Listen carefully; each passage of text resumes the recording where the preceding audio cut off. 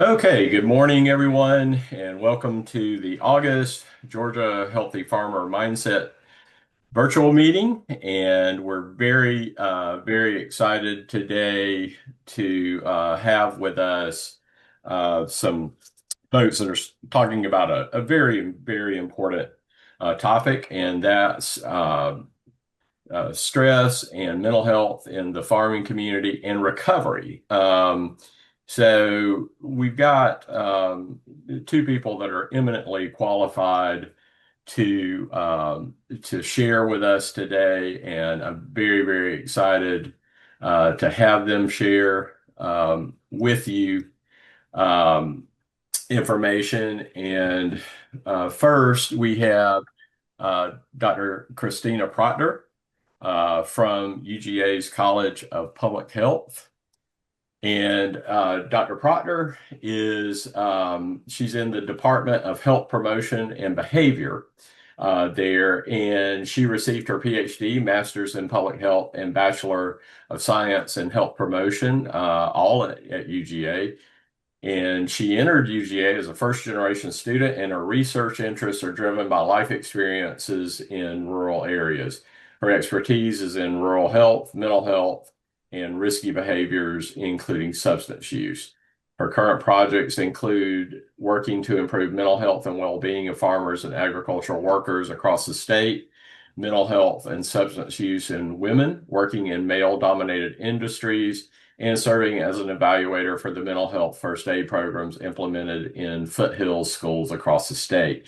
And let me say, not in her formal speaking bio is the fact that she has been from the get-go, a person who has been supportive of the Georgia Agricultural Wellness Alliance and in collaborating with all of our partners, and is well, frankly, one of the things I always like to talk about when I talk about people is she's just a good person and a person who is genuine and committed to her work.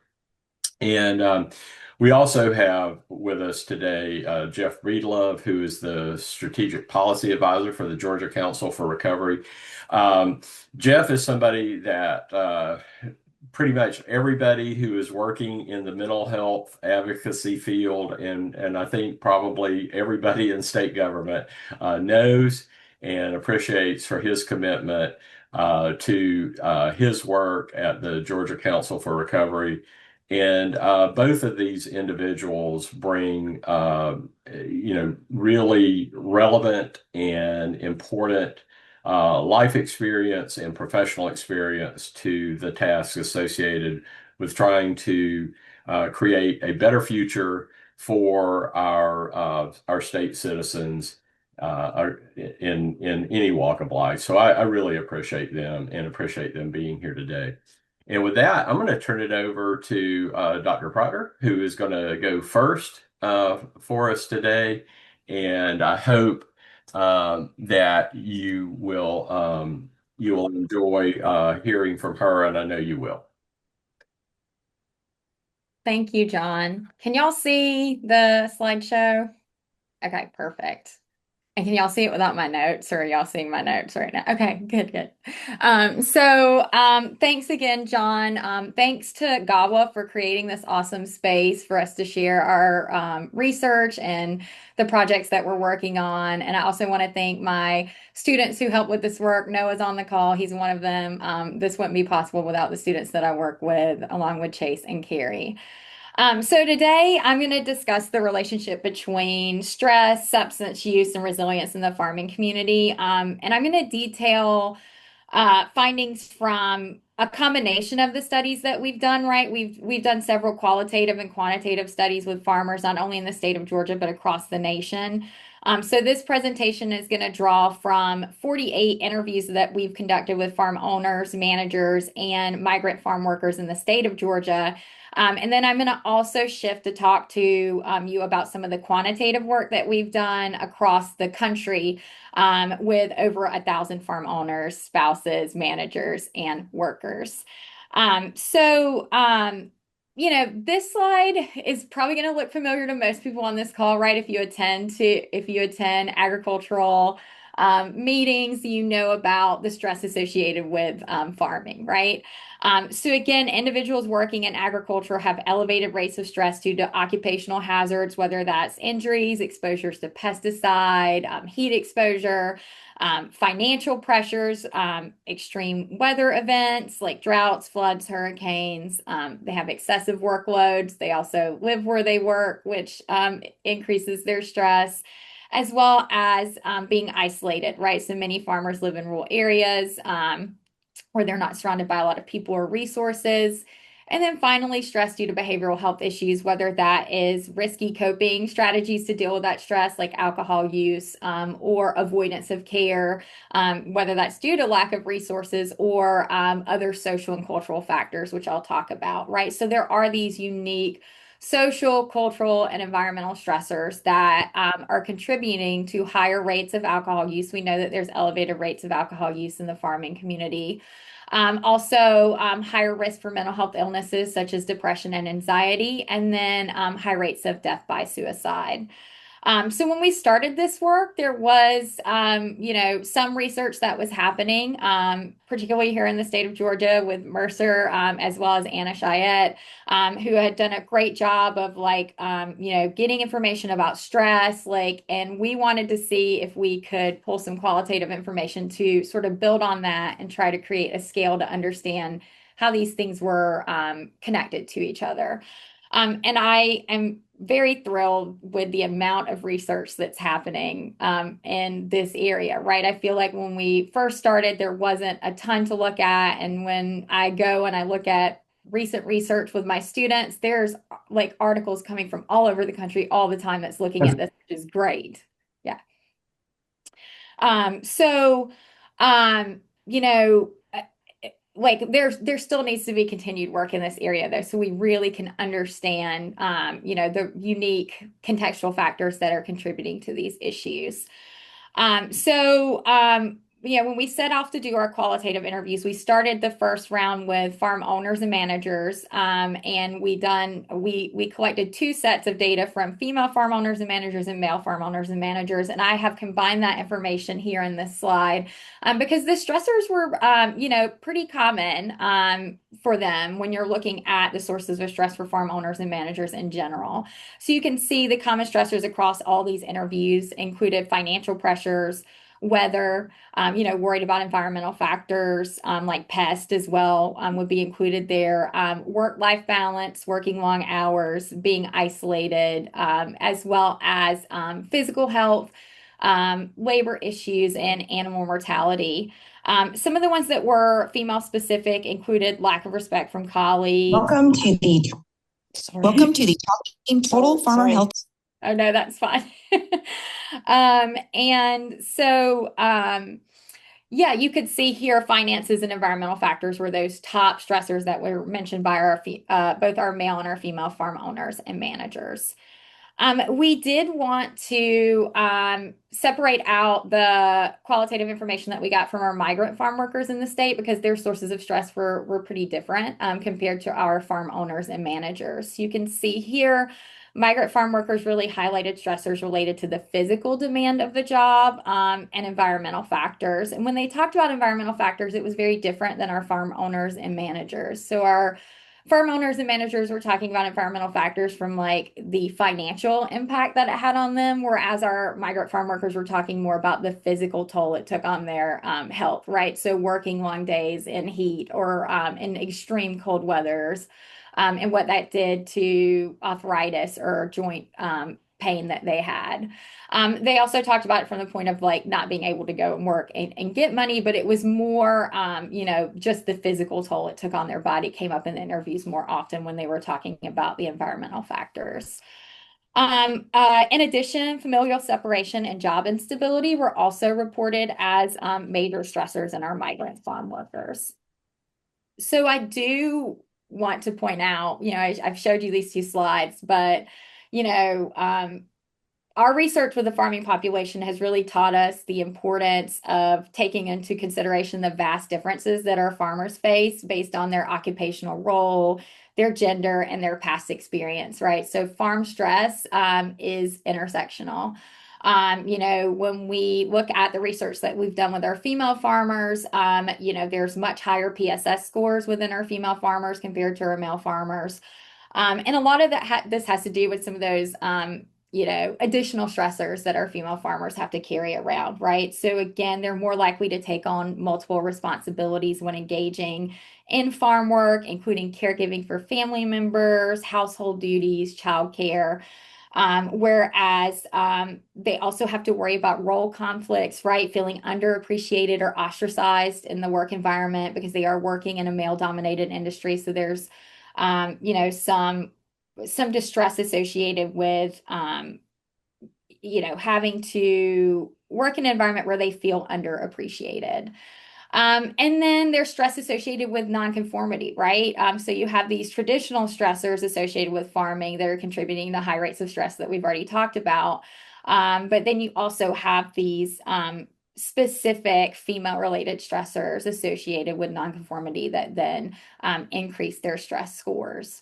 Our farm workers and our migrant farm workers face additional stressors as well compared to the farm owners who employ them, right? So we've had, through our research, you see that cultural and family isolation while working in the United States is impacting the mental health of our farmers. There's also language barriers, which decreases access to health care, which then worsens mental and physical health within our migrant farm workers. And they're also more likely to experience stress due to the threat of repatriation, right? So that repatriation by their employers, worried that they might have to go home, right? If they do something wrong. Worried about deportation also makes it less likely for migrant workers to seek help when they need it, whether it's mental or physical help for their health.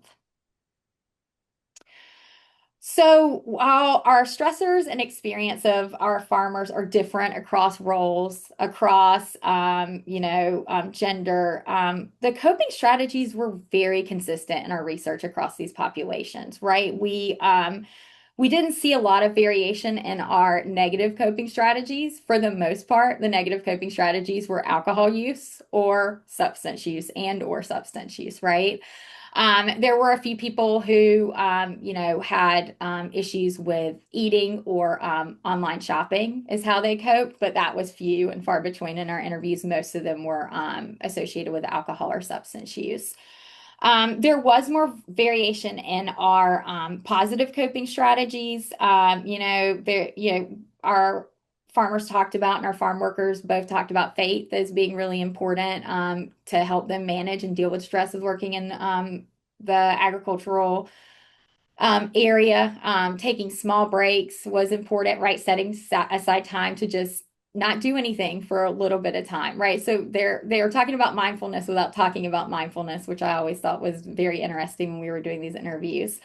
And then recreation, hunting, fishing, soccer, as well as spending time with family. So there was definitely like more variation in the positive coping strategies than there were with the negative coping strategies. And I do want to point out that a lot of the positive coping strategies identified in this study involve social support and community, right? So again, being surrounded by other people, whether that was at church or whether that was at soccer or with family when you're doing those recreational activities. And we know from prior research that individuals who live in rural areas and farm workers that have a lack of social support system, that leads to increased levels of stress, which might lead to depression, which may lead to higher risk for alcohol and substance use, right? So all of these things are connected to each other. Social support also enhances resilience to stress, and I'm going to talk about the importance of that a little bit later in this presentation.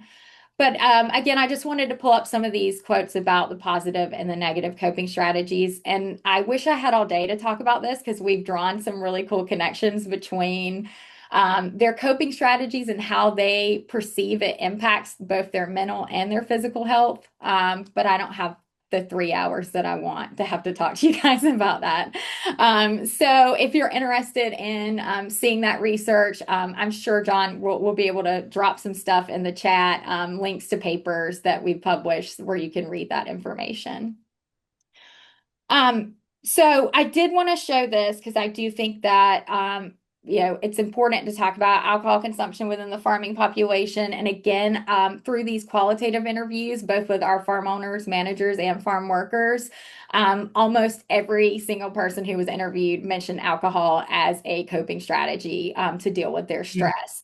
So when we were doing these qualitative interviews, we really wanted to get an idea of if this was a reflection of what was actually happening across the nation, right? So we put together a quantitative survey that we sent out to farmers across the U.S. We had about 1,000, I think 47 responses total to that survey. And what we found was that there was slightly elevated rates of alcohol consumption within the farming populations who took the survey. As you can see here, about 97% of the people who took the survey reported that they consumed alcohol in the past 3 months, with about 27% of those individuals drinking alcohol 2 to 3 times or 4 or more times a week. And when participants were consuming alcohol, that's the volume of alcohol consumption is the amount of drinks that they consumed in one sitting, right? So again, most of them were drinking 3 to 4 drinks to 5 or 6 drinks when they sat down to actually drink alcohol. Again, there was quite a bit of engaging in heavy, what would be defined as heavy alcohol consumption when you are sitting down and having alcohol within the farming population. On top of that, what we found was there was a slightly elevated rate of binge drinking within the farming population, right? So about a little over 26% reported either weekly or daily or almost daily binge drinking in the past 3 months. So again, having 5 or more drinks in one sitting when they engaged in alcohol consumption. And this is slightly higher than the general population. I think the general population is at 21.5%, right around that number now. So again, slightly elevated compared to the general population when you're looking at the frequency of binge drinking within the farming population. And we also wanted to gather data about contextual factors that might impact, not only risky coping strategies like alcohol use, but also mental health and well-being. So looking at that perceived stress, right? The perceived stress score is something that a lot of people use when they're doing research with the farming population. And we wanted to make sure that we included that so we could see if we were getting consistent findings across studies. And what we found was, again, our farming population that we surveyed had a high PSS score. Anything above 27 is considered high. We had an average of 29.536. We also wanted to look at stigma. So when I'm talking about stigma in the next couple of slides, I'm talking not only about self-stigma, so the stigma that you place on yourself when you, are admitting that you might have an issue, right, or a problem, versus community stigma. We also asked items about that, right? So what the community thinks about you if you need help for a mental health illness or a substance use issue. And you can see here our stigma score was pretty moderate, but I did want to pull out and talk about the items that we saw pretty high marks on. So our farmers were really concerned about others taking them seriously if they needed to reach out for mental health or substance use help. They were worried about other people treating them differently if they needed mental health or substance use help. They were worried about gossip from individuals in the community if they needed it, as well as they had their own personal feelings of shame for admitting that they needed help. So those scored pretty high on that scale. We also asked about formal healthcare challenges, and you could see we have a pretty high to moderate score there, with our farmers really being really concerned about paying out of pocket for specialty care, including mental health or substance use care, the lack of insurance to cover those things, as well as just the lack of awareness that those resources existed. And then our resilience score is pretty moderate. We included resilience because in our qualitative interviews, our farmers talked about resilience very different than the way that we measure resilience. They talked about it from like a bootstrapping, I can handle anything, more self-reliance, even though they called it resilience, which I thought was interesting. But we know from previous research that resilience is a protective factor against risky coping strategies, against mental health issues. So we thought it was important to include that and include it in the traditional sense of like resilience being, do you have people around you that you can rely on if something goes wrong? Do you trust your healthcare providers or your system around you to help you if a problem arises?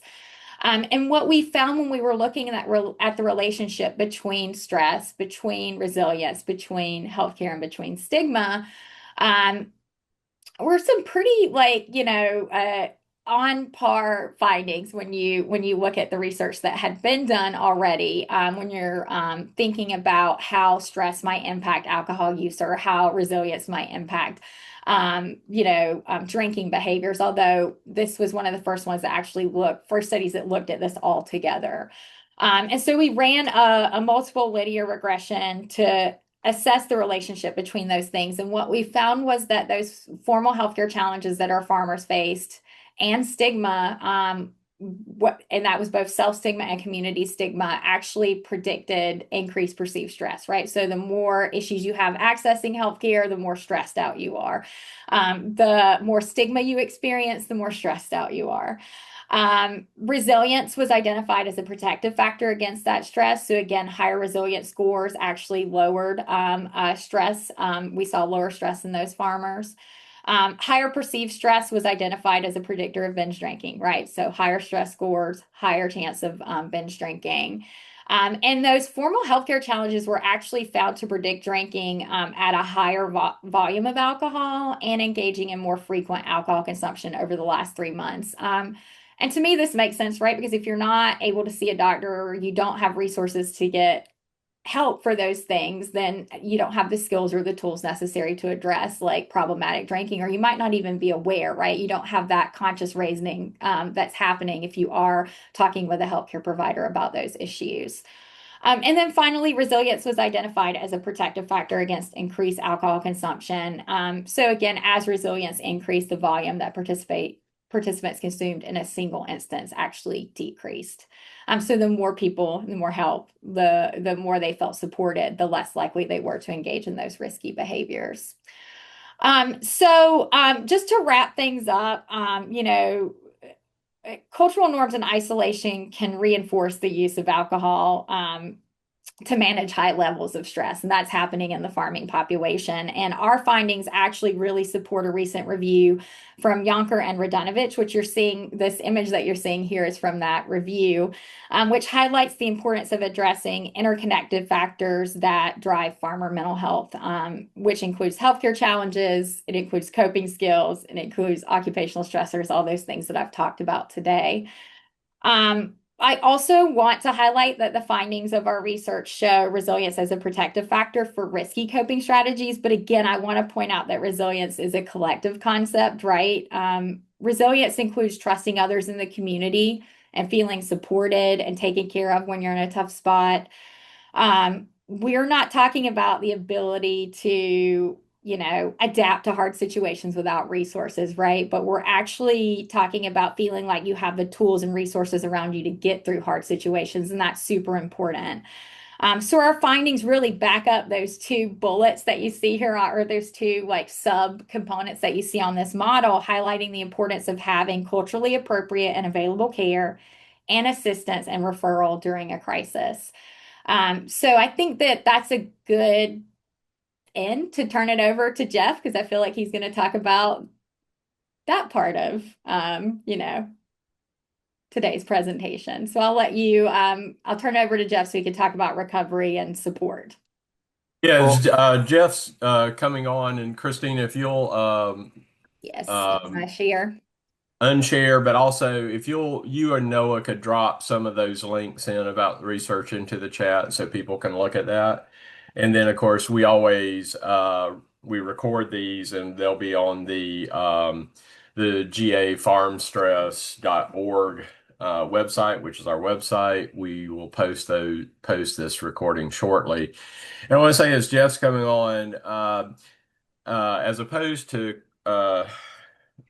Christina, Jeff is a newer colleague and friend, and I just think he is such an important voice in our state for recovery and mental health and well-being, and I just appreciate him so much. So, thank you. And we're gonna leave some time at the end for questions and discussion. So, with both of our speakers.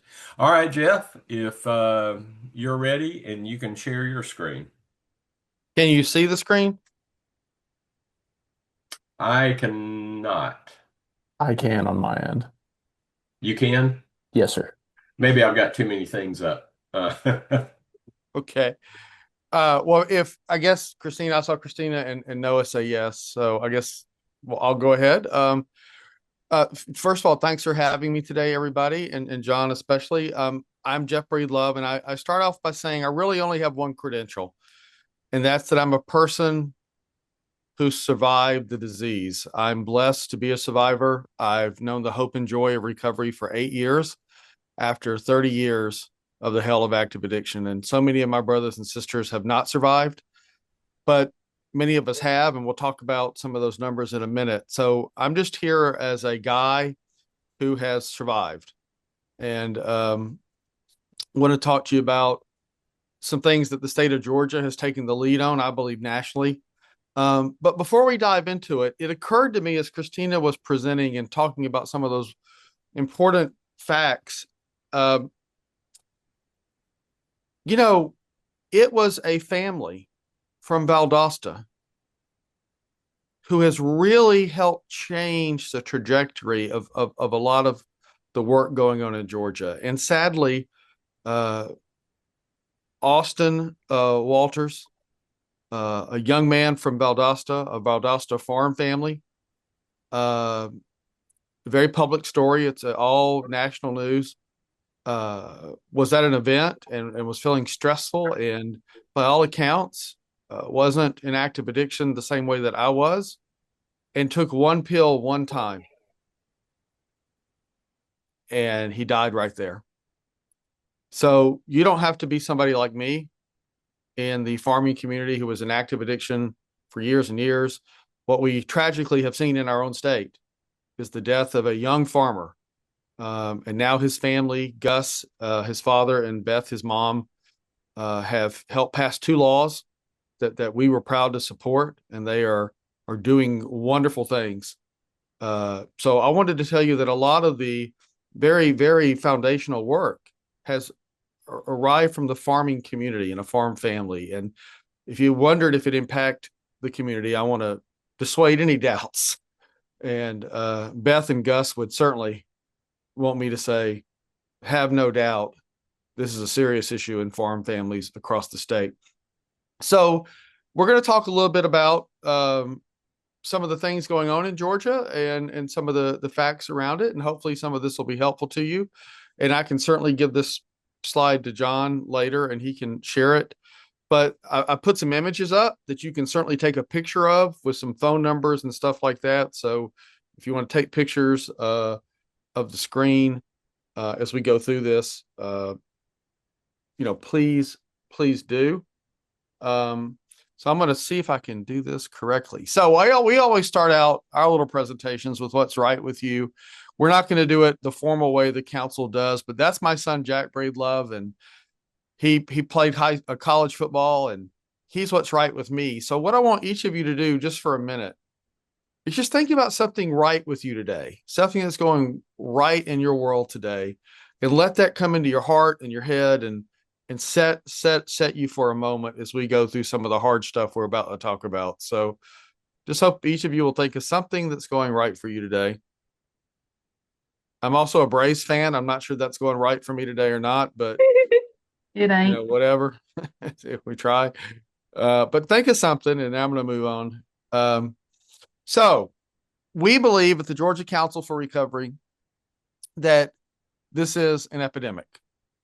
And it's a fact, according to both the Biden administration and the Trump administration, something that, they do agree on, that the number one cause of death in America, including the state of Georgia, for Georgians 18 to 45 is overdose and fentanyl poisonings. And That's a government report, right? And I say to you, as a proud former bureaucrat, what does that mean when a government report says 18 to 45? Well, I'll tell you what it means in the real world. You can count 15, 16, and 17-year-olds in that number too, right? And so what is 18 to 45? That's high school and college kids. That's new families, the next generation. And that's the heart of the American workforce. So this is probably, I think it's fair to say, mental health and addiction, the number one domestic policy issue in the United States. Whether we know it or not, or accept it or not, I believe it is. Now, we also know that on average, according to the federal government, that means there's about 200 overdoses every single day. And let me tell you what 200 means to me, because it probably means something different to you. For some of you, it's just a number. Well, my partner at the American Addiction Recovery Association, Scott Cochran, is a person in long-term recovery. Scott died. He had to be Narcaned back to life. And he's got 8 national championship football rings. He worked for some guy named Nick Saban and some guy named Kirby Smart at small football programs called LSU, Alabama, and Georgia. And Coach Cochran will tell you that 200 people is a Division I football team traveling to an away game. So just think about that visual. If a plane carrying the University of Georgia football team crashed, what would be the reaction in this country? Yet that's happening every day and barely a mention on the news. That's what we're dealing with. 900,000 people across Georgia in recovery, 29 million people nationally in recovery, alcohol and substance. 49 million Americans in active addiction. This extrapolates to 1.3 million people any given moment in active addiction across Georgia. So these numbers are powerful. They're real. They're staggering. And, some people will say that's more deaths than all the military conflicts from Korea to today combined. So kind of a big deal what we're talking about. Now, there's some great things going in Georgia, and I want y'all to know that. And I know that's small, but that's over a dozen pieces of legislation that the Georgia General Assembly has enacted into law the past 3 years. And that's just a sampling. If I took some more mental health laws in there, we would have well over 30 laws that the General Assembly is stepping up to the plate. So resiliency and good news. I do want y'all to know there are allies in state government that are working on our behalf to save lives, restore families, and strengthen communities. And I'll just point out on there that probably, in my personal opinion, the coolest one is that we passed the third one. We have a license plate for recovery in the state of Georgia. And when you go to renew your tag and you look at those specialty tags that are available, I'm all for Save the Wildlife and I'm all for your favorite university and all that, but you can get a recovery tag on your car. And I wanted y'all to think that's Georgia's like one of 5 states that have that. And we're very excited. So we are doing work that is moving things forward for families and businesses impacted by mental health and addiction in our state. And that's some proof of it right there. I'm going to have to get my IT guy back. Hey, Jack, come here real quick. I got it. So one of the tools out there available to you, to families, to organizations, I want to share some resources that are available. And the first resource I want to share to you is something called a Recovery Community Organization, or RCO. Now, let me explain really quick that an RCO is not treatment. It is not a treatment facility. It is a recovery facility. I went to one of the best treatment facilities in the Southeast and in the state of Georgia, and it's very nice, but that's treatment. What happens when you leave the very best treatment facility or the worst treatment facility? Well, hopefully recovery happens. So we have these facilities called recovery community organizations. Here's the good news. They're always free. There's never a charge. And they are peer-led and peer-run. So they're not clinical. They're not law enforcement. So you got somebody in the farming community and they're like, look, I'm not going to go talk to no doctor. Fine. You don't have to. I mean, you can, but we have over 46 of these in communities across Georgia.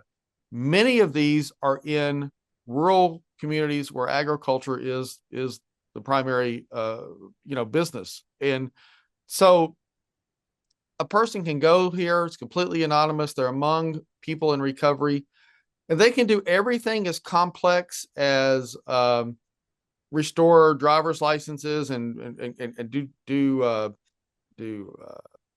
buy resumes and all that kind of stuff, or they can sit on a sofa and watch TV.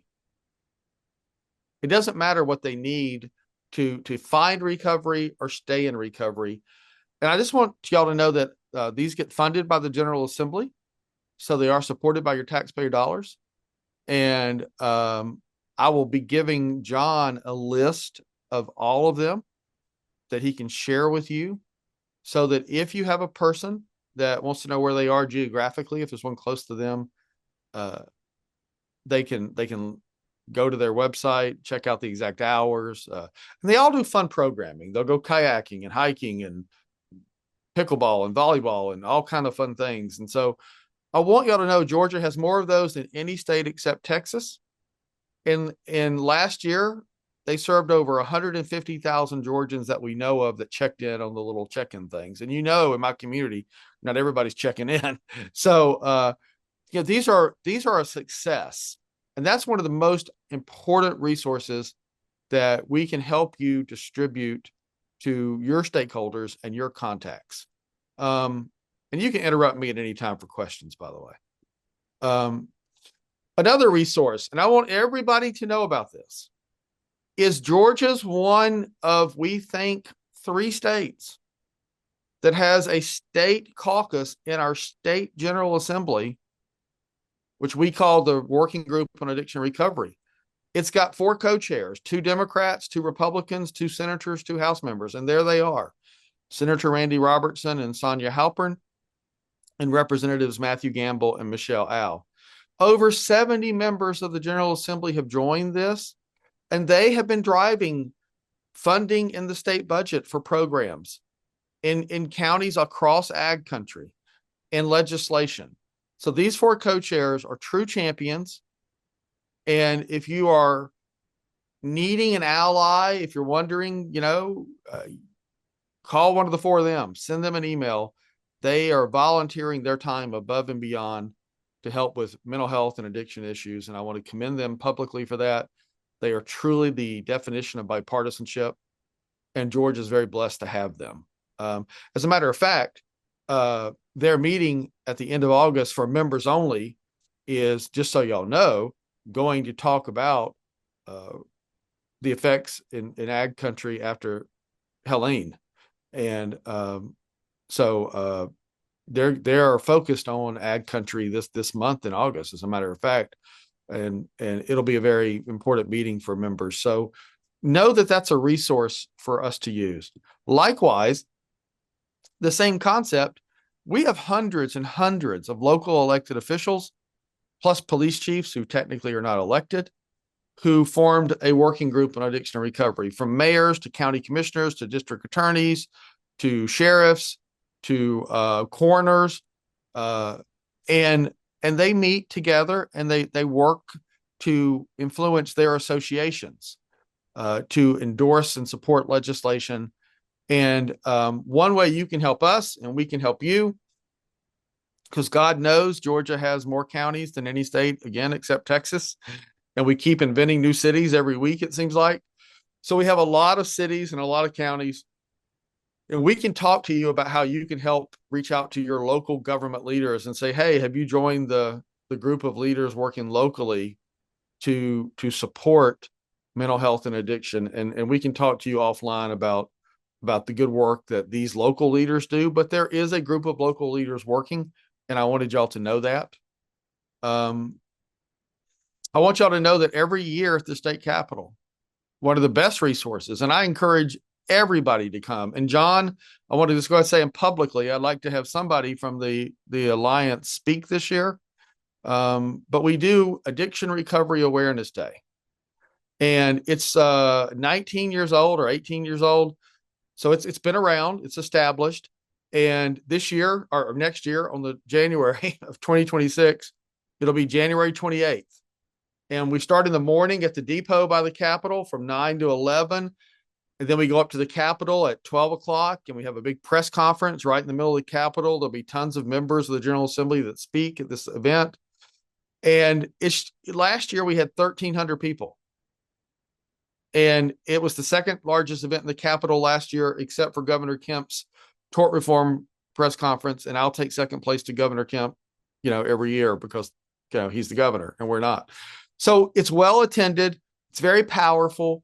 And if you all attend, wear a shirt or something that identifies who you're with or whatever, and just love to have y'all come see the power of that day of advocacy at the Capitol. It's truly, truly a big deal. And we post about this regularly, so you keep up with it. Another thing I wanted to spend a little time as a resource, and this is a huge deal. And I got to give a lot of credit and all thanks to Governor Brian Kemp and Commissioner Kevin Tanner of DBHDD. This is the third year in a row that they have made funding available, and I mean significant funding, for a Georgia Recovers bus tour. This year, it will be making 75 stops. September, if you do not know, is National Recovery Month, just in case you didn't know that. And we'll be going all over. And again, I will send John a link that literally you click on it and it just kind of shows all 75 cities with the date, and location. And I got to tell you, I would say half of them are in communities that are ag based. And we have three kind of stops. We have little proclamation stops that are 30 minutes long, very short stops where the mayor and commissioner will give a proclamation out. It's almost a photo op. But we have two that are much more substantive. We have policy stops where we have 2-hour runs of shows and we go deep on policy. And I can tell you that there will be one in Moultrie, Colquitt County in Moultrie, Georgia, that will center around agriculture. And John, I'll send you the flyer for that one. Then there will be 3 over in Miller County, the other Colquitt, the city of Colquitt, Seminole County, and Decatur County. On the same day, we'll have 3 different policy meetings, and those will center around agriculture. So we're coming hard and heavy with policy about ag. We want y'all to participate. We want you to be there. There's comment time, public comment time at these policy stops. And if your members care about it, if your stakeholders care about it, we want y'all to be at these meetings. There's one in Vidalia too, by the way. So pretty heavy. The last ones are celebration stops. There's one I know in Tifton and Valdosta and Albany and Americus and Jessup. And these are concerts. I mean, these are just fun places, but we do have speakers. And again, John, I'm going to talk to you about maybe some people speaking at these concert stops. These things last 2 hours, and we have an hour's worth of speakers and an hour's worth of music and other things. And so I want y'all to encourage, and we welcome vendor tables for free.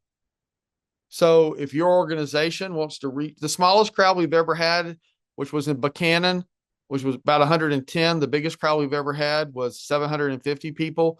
These things average about 250 to 400 people. And as John shares the list, you guys can bring tables. Some of you can speak, but this is something the state's doing to break stigma and let folks know, especially in rural Georgia, that recovery is it's real. And so that's a big deal coming up. This is one I definitely created so you could take a picture of.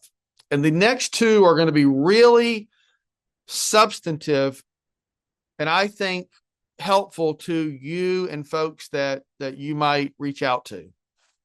This is the CARES warm line, and that's the phone number, 844-326-5400. It is peer-led and peer-run. It is well over 10 years old, and it is designed and it's supported by taxpayer dollars through DBHDD. It's not necessarily a crisis line, although people call when they're in crisis, but now 988's online.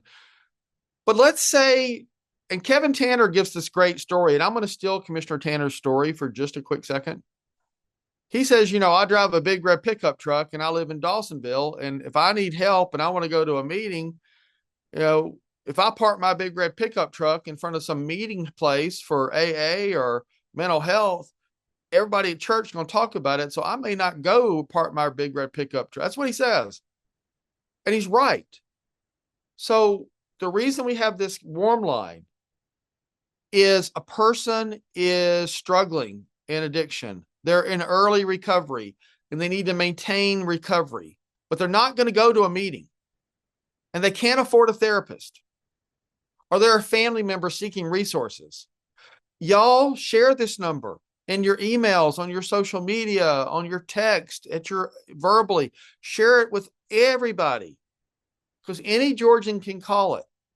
And it's, again, these peer staffers are specially trained and they will talk to a person as long as the person wants to connect. And it gets used by thousands of people a month.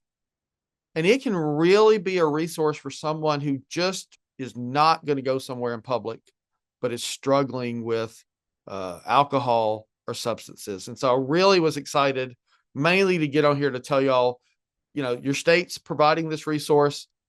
It has been used for years by people who just are not going to go anywhere.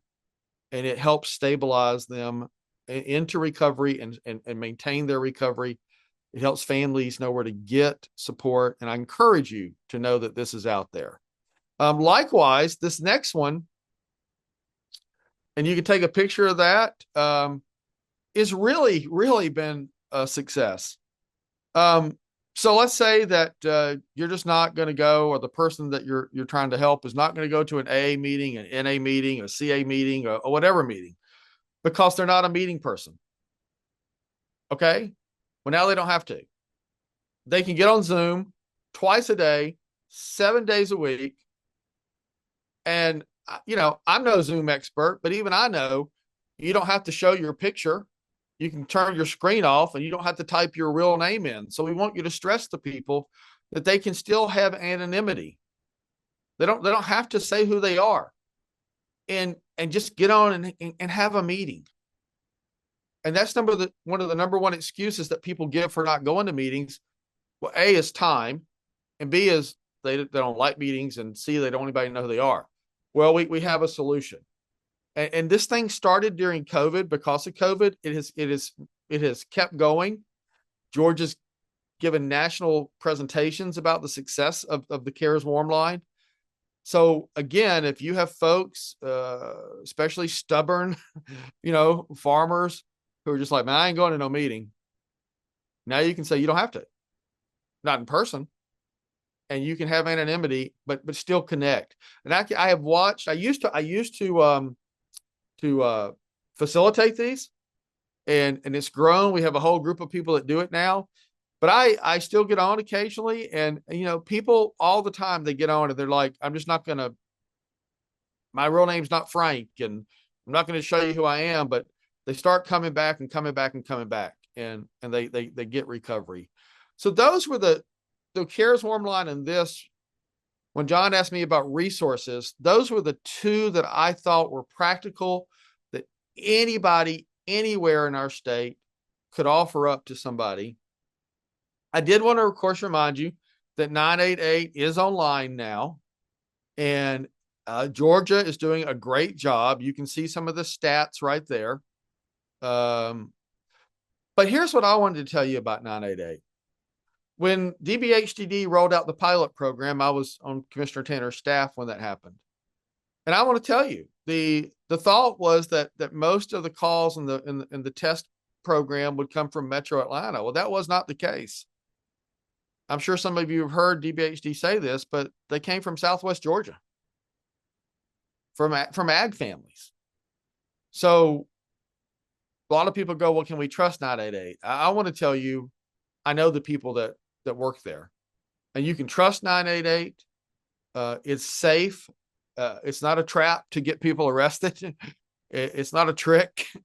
And I encourage you to support 988 aggressively, and let folks who may be a little skeptical of government know that it is a trustworthy, safe haven. So that is also a practical thing that we really need to start promoting. Shoot. Let me do this. Sorry. I messed up my slideshow, guys. But that's the license plate. Can y'all see that? No, sir.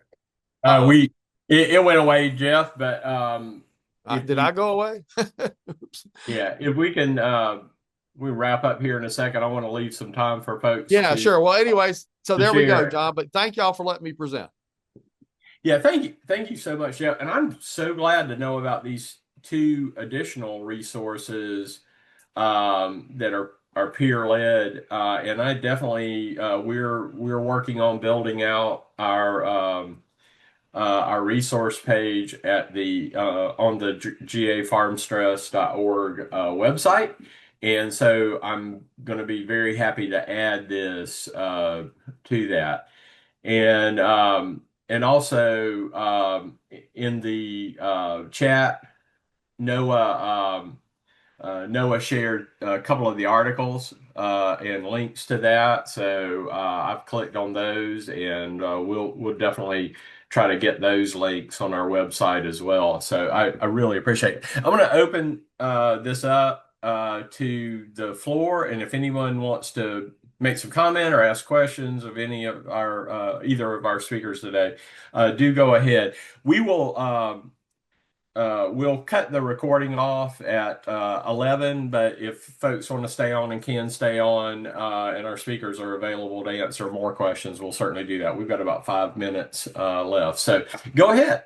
Tara from AgriSafe, which I want to say AgriSafe fits one of those, definitely fits one of those tenets of the diagram that Dr. Proctor showed.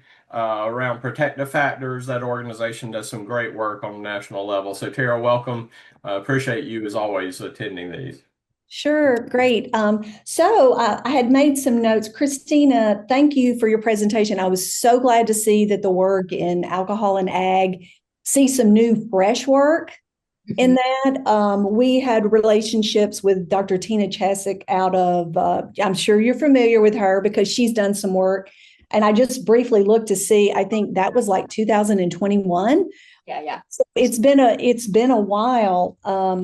So glad to see that. I may reach out to you because I think this new information is really important.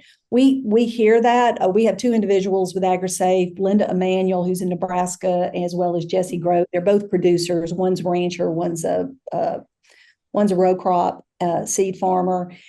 And we've had conversations about this, and they mentioned that the tie of alcohol to agriculture, it's it's a rite of passage for those young men that are doing the work on these tractors and stuff. It's also a celebratory when the end of harvest is done. So it is, and then of course the rural community. And I really liked your work when you talked about the resilience. Wondering if you're hearing this, and we're just hearing this boots on the ground, and this comes from when we have somebody at commodity groups and things like that. The word resilience, we're getting some bristling even at that term resilience. And I think it comes from when something's being presented about resilience, the assumption is that they are not resilient. I think they resent that. Yeah, definitely. It's, it was fascinating to me because I have a TED talk that I'll share with you too that I did on resilience. But Yeah, the way that I think the farming community talks about resilience is very different than the way like we have traditionally measured resilience within the, scientific or academic community, right?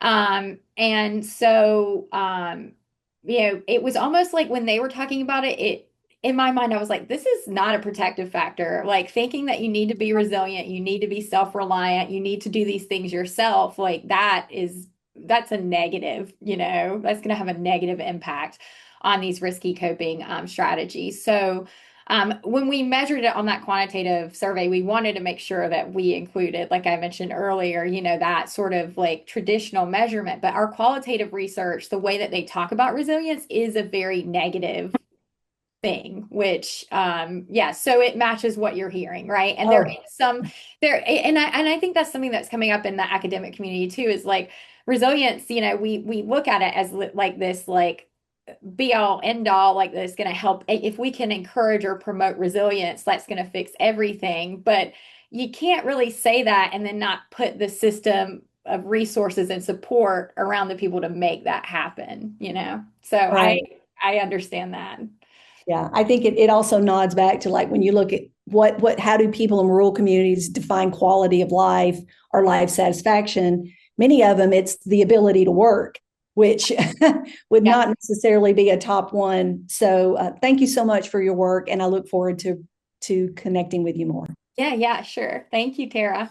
Just a quick question, quick comment on that. A lot of times when I'm talking to farm groups, producers, that sort of thing, I talk more in terms of toughness because this community is so tough.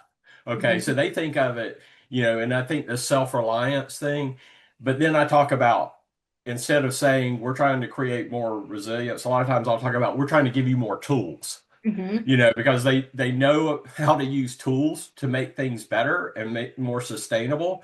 And so I think that's a really relevant point, and I have run into that too. I just wanted to say that too. That sort of, yeah, you're saying we're not resilient. Who's more resilient than us, right?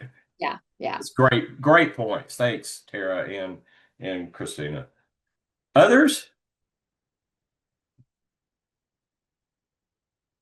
Okay. Well, we're gonna cut off the recording now and end the session. I do want to say before we go, starting this, and you'll get an updated calendar invite starting next month, when we'll be hearing from Jennifer Dunn from DBHDD, talking about farm stress and mental health and resources for that. Um, we're going to go to the second Tuesday of each month at noon. So we're going to kind of shift that to more of a lunch and learn type thing to try and eliminate some of these conflicts that we keep hearing from our folks about Fridays and Friday mornings and that sort of thing. So we're gonna try that out, and so you'll get an updated calendar invite shortly on that. So thank you, everybody. I appreciate you being here, and I especially appreciate Dr. Proctor and Mr. Breedlove for bringing that to us. Jeff and Chrissy, you're the best. Thank you so much.